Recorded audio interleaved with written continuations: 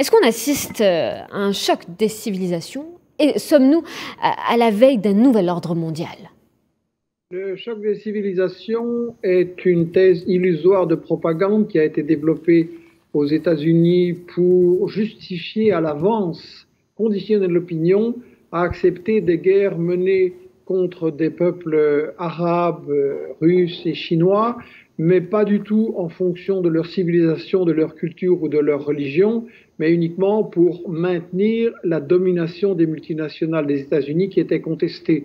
Donc la guerre des civilisations, c'est un blabla de propagande. Par contre, ce à quoi nous sommes en train d'assister, c'est effectivement un bouleversement que nous avions annoncé dans nos livres, notamment la stratégie du chaos que vous avez mentionné, un bouleversement du rapport de force. Les États-Unis s'affaiblissent, l'Europe aussi, au point de vue économique, mais aussi au point de vue politique, même militaire, et certainement au point de vue moral. Les citoyens européens et états-uniens ont de moins en moins confiance dans leurs dirigeants et dans leur système. Le problème est qu'ils essayent, les États-Unis et l'Europe, de maintenir à tout prix leur domination. Ils deviennent de plus en plus agressifs.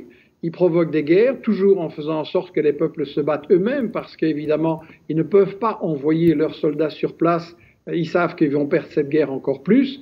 Donc, je crois que par rapport à ce qui vient d'être dit sur le danger des sanctions et des pertes économiques, je pense que les peuples qui veulent échapper à cette domination des maîtres du monde ont tout intérêt à développer des échanges entre eux, à se passer des États-Unis et de l'Europe le plus possible, à créer des systèmes d'échange, à échapper au dollar et à organiser aussi une structure d'échange des informations qui permettent de contrer beaucoup plus efficacement ceux qui se prenaient pour les maîtres du monde et qui étaient en fait seulement les plus grands exploiteurs du monde.